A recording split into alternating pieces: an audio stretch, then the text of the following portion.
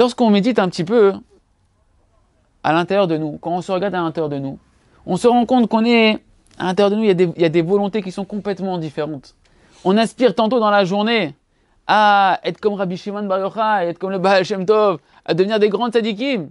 Des moments où dans la tfila, le cœur il s'éveille, dans l'étude, le cœur il s'éveille, on veut aspirer à être extrêmement haut. Et puis 5 minutes après, on comprend pas, on a l'impression qu'on a envie de retourner dans la rue, Chas Shalom, et de ressembler à la Esther, la star là-bas de Shem Ishmor. Et puis là, tu penses, je voudrais avoir la parnassa pour pouvoir être comme ci, comme ça. Comment à l'intérieur de toi, tu passes d'en haut de la vague tout au fond des abîmes. Mais c'est une réalité.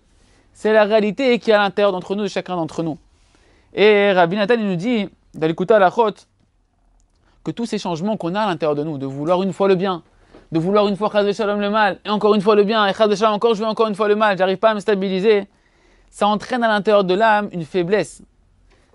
Dans un premier temps, ça entraîne une faiblesse, que la personne se sent faible. J'ai pas de stabilité, je suis pas stable, je suis instable, je suis un bonhomme dangereux, je suis bipolaire ou je sais pas, je suis schizophrène, j'ai un problème d'identité, je sais pas ce que je veux. Ça c'est spécifique du juif, hein. C'est très spécifique du juif, c'est pas un symptôme de toute la génération globale, c'est spécifique de l'âme juive. C'est spécifique de l'âme juive de notre génération. Rabbi Nachman il ramène ce compte-là, Dafka, il a dit qu'il est venu pour les conseils de la génération d'avant du Mashiach et après le Mashiach. Mais c'est spécifique de notre temps à nous, c'est cet éclatement intérieur, cette instabilité intérieure extrême dans... Je peux être à Ouman, Rosh Hashanah, collé à la Gdoucha, j'ai tout oublié, il n'y a plus d'impureté, il n'y a plus rien, je veux qu'une seule chose, c'est Hachem. Hachem, de qui tu parles, de quoi moi, ce que je veux, c'est le hamburger, c'est ça, c'est ça. C'est l'instabilité qui est à l'intérieur de nous. Il dit, Rabbi Nathan, écoute à la chôte, que ça, c'est ce qu'on appelle Galout à Nefesh. C'est l'exil de l'âme. C'est ce que Rabbi Nathan nous explique ici. Il y a l'exil de la providence divine, l'exil de la Shechina. Nous on dit, le peuple d'Israël est en galoute, a été en galoute pendant 2000 ans. Le peuple est en galoute et la providence divine, la Shechina est en galoute avec nous. C'est un concept qui ne nous parle pas malheureusement. C'est-à-dire que nous on ne comprend pas ce que ça veut dire que la Shechina, la présence de Dieu, elle est en galoute.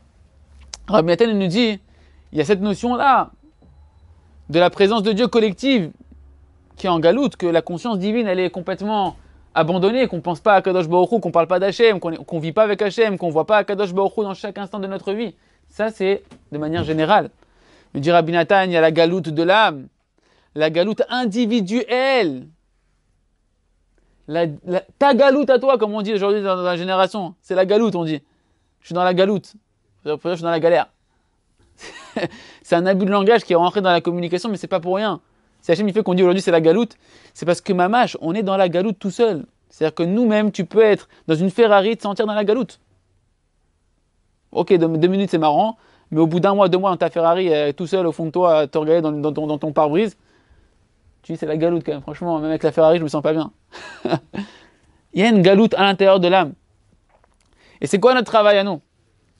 Notre travail à nous, c'est de sortir notre âme de cet exil. De sortir chacun d'entre nous, notre âme de cet exil. L'exil, c'est que notre âme, elle a été envoyée, comme on l'a vu dans le cours passé, on va revoir encore, dans le palais du Lotov. Le roi, il a dit que le mal, il l'emporte. Que le pas bon, il l'emporte. Et on voit que le second du roi, après, où est-ce qu'il va trouver?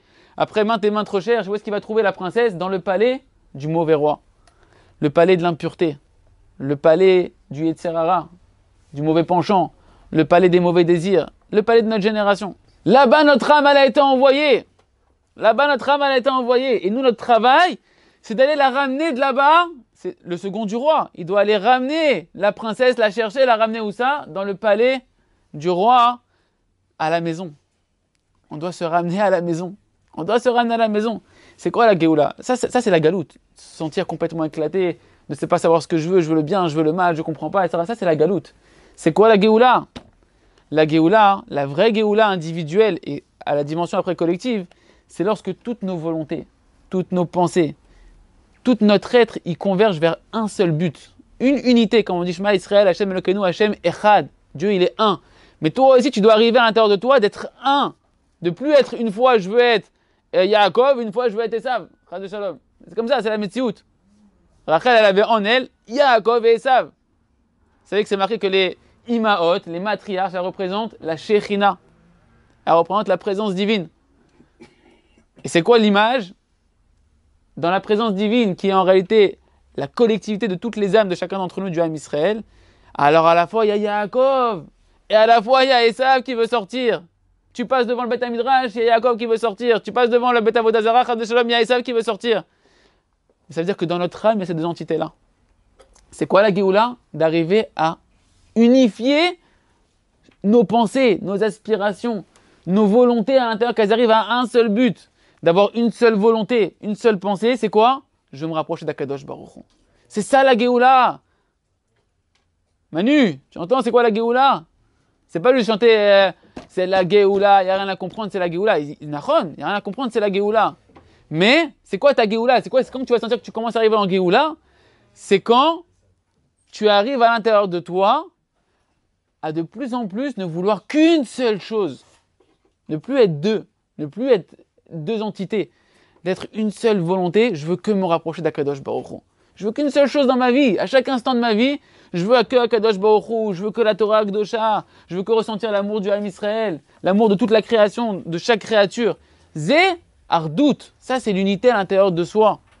C'est ce qu'il a dit Rabbi Shimon Bar Yochai. Rabbi Shimon Bar Yochai, il a dit Bachada Ktira Itkatarna. D'un seul lien, je me suis lié. Je suis arrivé à être lié à une seule chose. Être moi, la Torah et Akadosh Baruch Hu, c'est un. Et c'est plus que ça, c'est que plus un Ben Israël il s'élève à ce niveau-là, plus des âmes qui dépendent de lui au fur et à mesure, elles se relient à lui et il les relie à Akadosh Baruch Hu. Et ça devient que tout le Ham Israël à travers cette personne-là, à travers ce tzaddik-là. Toute la Torah, qui est la racine de l'âme de chaque Ben et Bat Israël. Et Akadosh Baruch Hu, on fait qu'un. Et c'est ça toute la Géoula, c'est d'arriver à ne plus vouloir des milliards de choses. De vouloir que la Torah, parce que la Torah c'est la racine de mon âme, et m'attacher à Akadosh Baruch Hu. Et pour ça, Hachem il a mis un tzaddik qui me permet de me connecter à cette Torah-là, de me connecter à Akadosh Baruch Hu.